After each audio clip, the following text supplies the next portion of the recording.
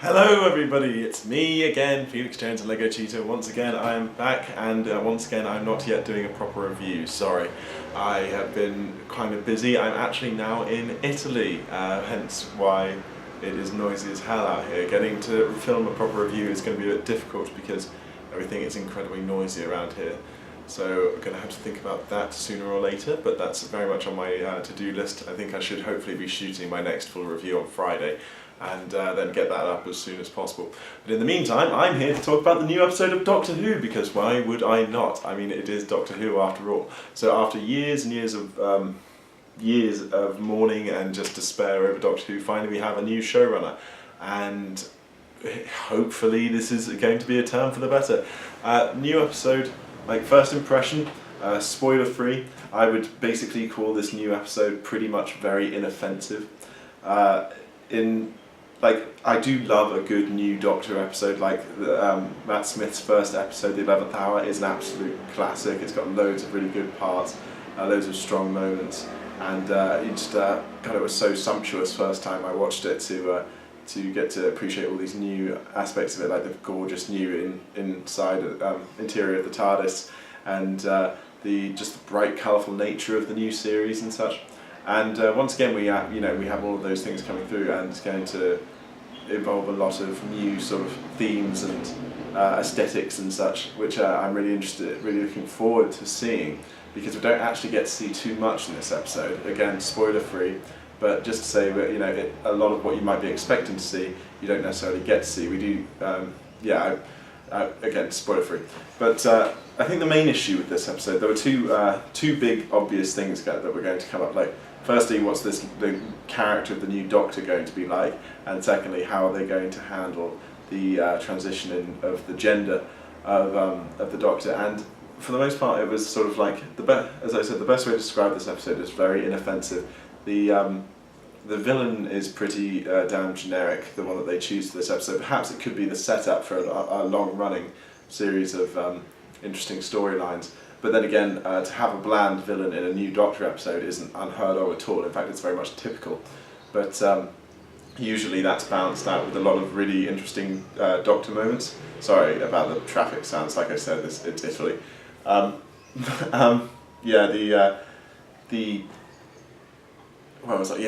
relatively uninteresting villain,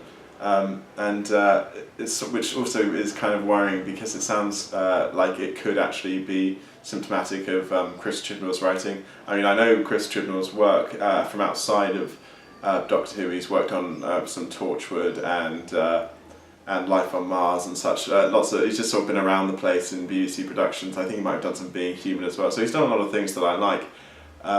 But this one YouTuber I saw, who I will probably put a link in the description, cited a lot of Chris Chibnall episodes as particularly bland and uninteresting ones, like 42, for example.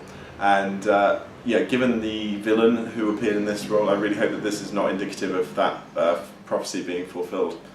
But there were still like lots of good.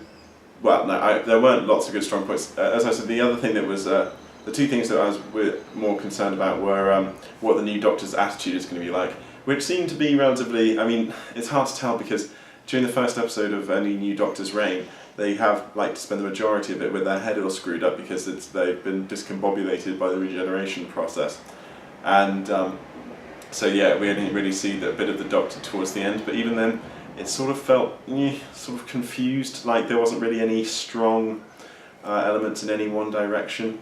We get to see the Doctor's new outfit in this, but they never really justify why it's being chosen. It feels a bit sort of slapped on to the episode, and the Doctor herself has lots of opportunities to really express. Well, not lots of opportunities. Has opportunities to express her philosophy and such, like her new character, and most of it is about evolution and change while staying true to one's earlier self. It's like you can go through great change but still stay true to who you are whilst evolving, and if anything, that feels more sort of apologetic for to the fans for the huge change that's happening. Like, don't worry, she's still the Doctor, even though that's not been something that's been nearly as much of a problem. But in fact, actually, if anything, the only other time that was really so much of an issue. There's always that moment where the companions, like Clara with the 12th Doctor and Rose with David Tennant, where they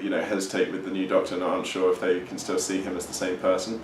And I mean, in David Tennant's case, they did a brilliant job of just being like, yeah, he is still very much definitely the same guy. Matt Smith, like he immediately felt very much like he was doing a very good job of taking on the torch that was being passed on to him by David Tennant.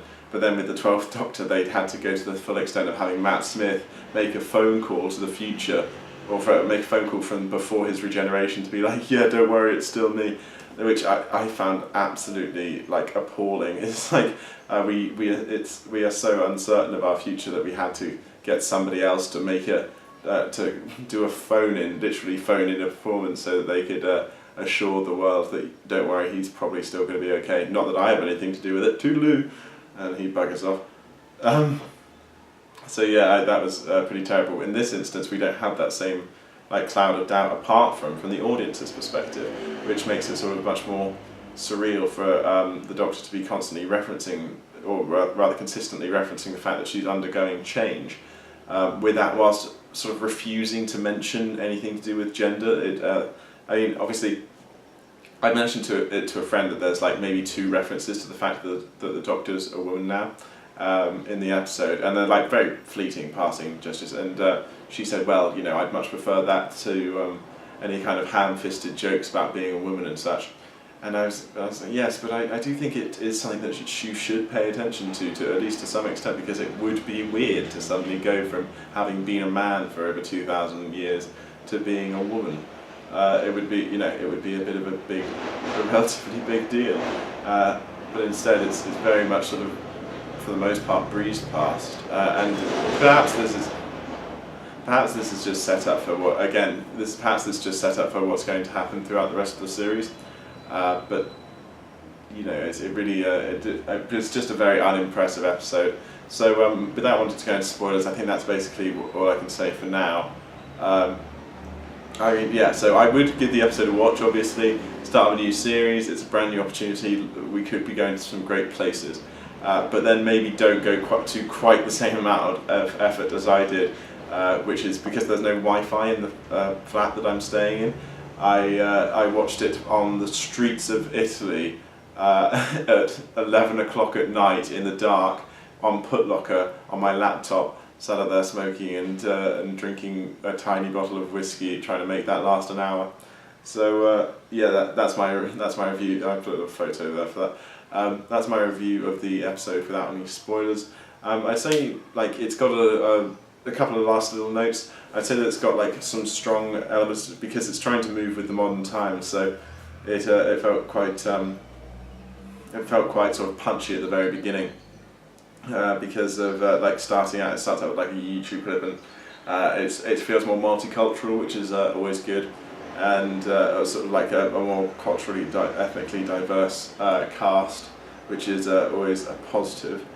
Just checking my notes, but there was mention of people with various there's a character who has dyspraxia, which is an interesting thing to include. It's something that's been incorporated more and more into Doctor Who, and it's a nice thing to discuss on TV, sort of make people more aware of. Dyslexia came up in Matt Smith's first series, and such and such.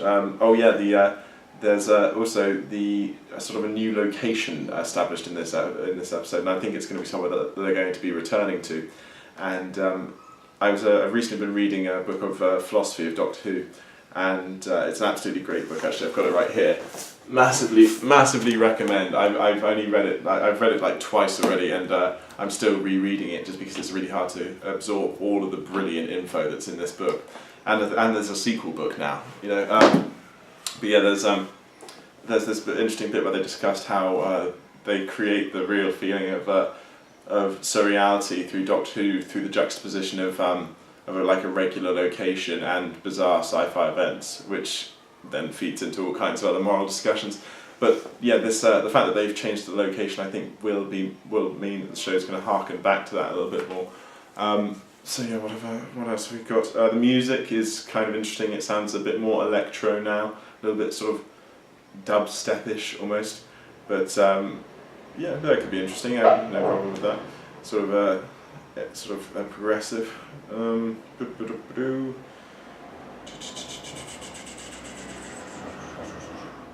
Yeah, basically, I mean, it was all just that things were fine. There wasn't enough much attention paid to anything. Good cliffhanger ending, but I'll discuss that more in the spoiler section.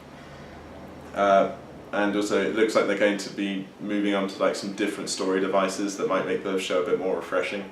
But yeah, it really is uncertain at the moment. I really feel bad for. I mean, I'd hate to be Chris Chibnall right now. I'd hate to be Russell T Davies when he first took the series. I don't know how.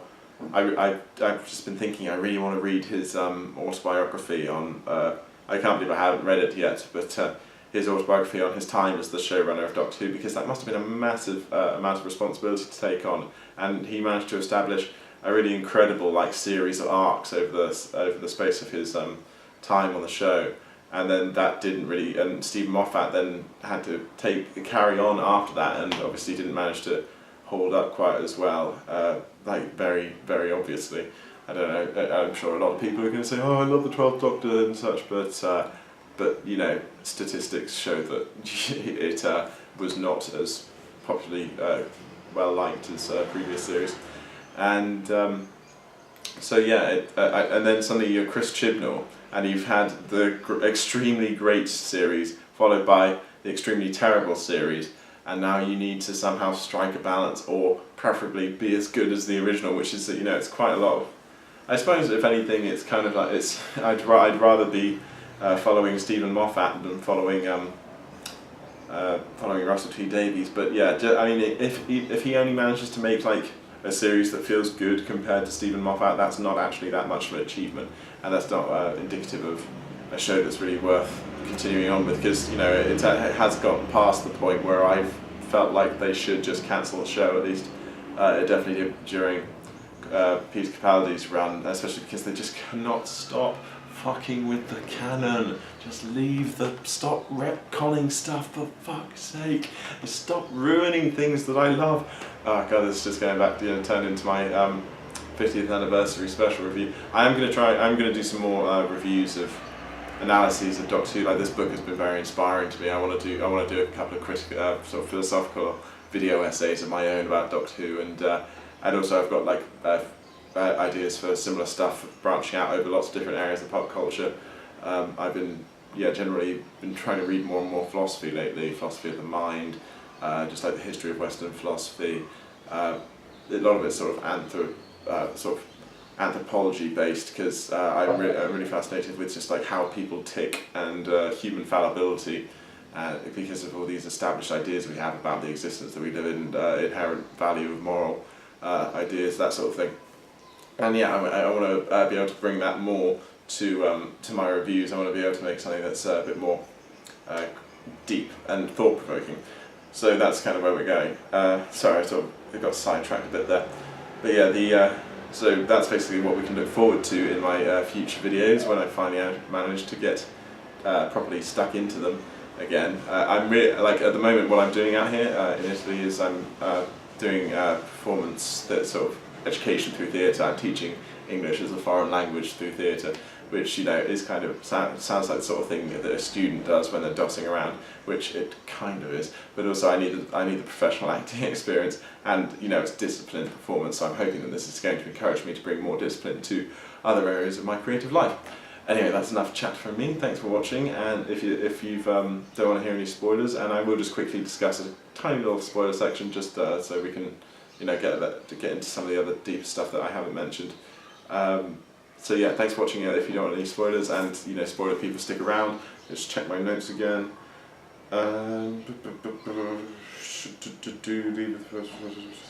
Oh yeah, there's basically a few things. Firstly, we don't get to see the interior of the TARDIS, which is a bit of a tease, because it's something that we were obviously really looking forward to, although perhaps it's going to be even better for the build-up. It might indeed not be. Let's hope. I do like the fact that that the Doctor hasn't got the TARDIS back. Perhaps we might be getting onto a very new series where, much like the Third Doctor, the Doctor doesn't actually have access to the TARDIS, that she's grounded to in one location for a longer period of time, which can give us a better sort of familiarity with the characters and certain locations, sort of allow us time to slow down more in the series and come to understand the characters better. I mean, that was the brilliant thing about Russell T Davies' series, is that you could keep up that incredibly fast pace, and yet there's like brilliant character development woven actually quite subtly into the stories. But then you have, but then it would be nice to have the opportunity to go the other way with it. And as I say, it's a new story device, which would be refreshing, to shake Doctor Who up a little bit. Good cliffhanger ending. I mean, I dare say it's not going to result in any of the characters dying immediately like it would. It just seems a bit like sort of Hitchhiker's Guide. They're almost immediately going to get saved by some random passerby or something. If you saw it, obviously you know what I mean. They're hanging in space. One thing I do have to say, the end credits. Like I was a bit sort of disappointed when I finally hit them, because obviously I was hoping that more would have happened. Like I really wish that they'd they could have just looked into the reasoning behind what the Doctor was thinking and feeling in this episode. Like why pick the new set of clothes that she picks? Why does she start wearing earrings now? It's kind of interesting that because she's a woman, not that it's a problem that she's wearing earrings, but then why did none of the other Doctors wear earrings if earrings are something that the Doctor likes? Or maybe she just likes them now in her new personality. They don't really go into it at all, which is kind of a shame. Then again, I suppose they don't justify why David Tennant wears a suit, but apart from the fact that he looks really good in it. Oh God, why has the Doctor always got to wear a bloody trench coat now as well? It really pisses me off. We've had 4 Doctors in a row who wear trench coats, and it's just also among other things, it ruins the trench coat look for anybody who's not. For anybody who just likes trench coats. I kind of got into the look because of David Tennant, but I just really like a good trench coat, and now every time I wear it, it's like, oh, it's all look, or at least when I was a kid, everyone was like, why are you trying to look like Doctor Who? And yeah, that's something that pisses me off. And also, it's just been carried on after Moffat as well, so which is kind of after Moffat and Sherlock and everything. Moffat was just keeping it up because of Sherlock, and now it's just established norm.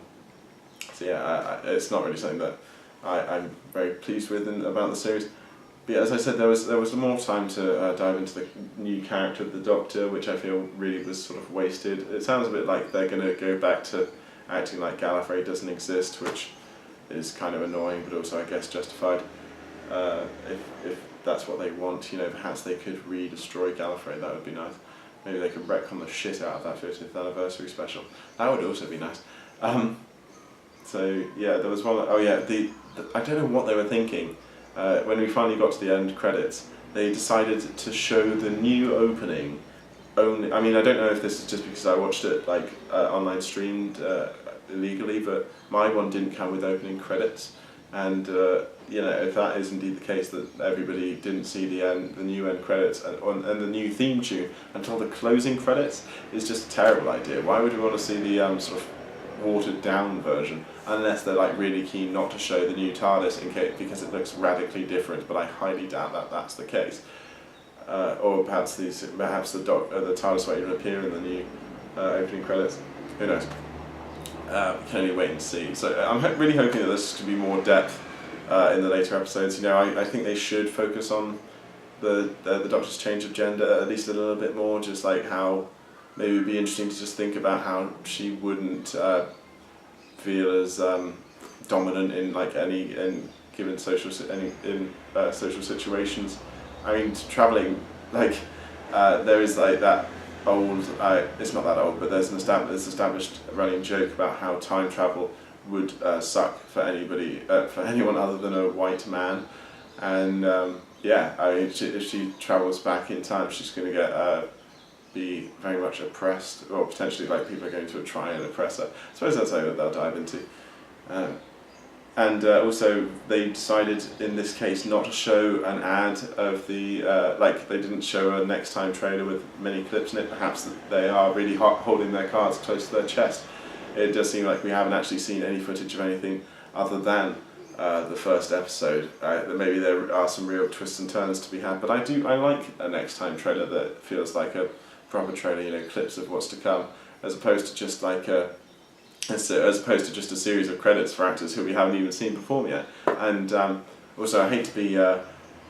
I mean, perhaps I'm sure a lot of these people are like great up and coming actors, but I hadn't heard of any of them apart from Lee Mack. So, and you know, I'm sure he'll be okay. Looking forward to that, I guess. There's just not really much enticing me about this new series so far. But then, you know, I always say you can't judge a TV series by the first episode. You have to give it at least 2. That's what I always used to say. I haven't really reevaluated that. Usually I give them a little bit more than that now. But actually, to be fair, I think about 2 episodes is about as long as you can give it. If you've watched 2 hour-long episodes and you haven't found anything in it for you, then you can probably get out. But anyway, that's something to worry about. That's something to worry about later. We'll find out. We'll find out where we're going. So thanks again for joining me. It's been really great talking, and as it always is, really nice to share my life with people who, well, anybody who might happen to tune in. And yeah, I shall hopefully keep you guys posted, and hopefully we'll have some decent creativity coming from my way at some point very soon. You know, still sort of a very confusing time in my life, so it's hard to really know what I'm doing or find the focus to really get lots of work done. But then again, when I do focus on my creativity, it is like the most enthralling and rewarding thing. So yeah, thanks for watching, and yeah, speak soon. Bye.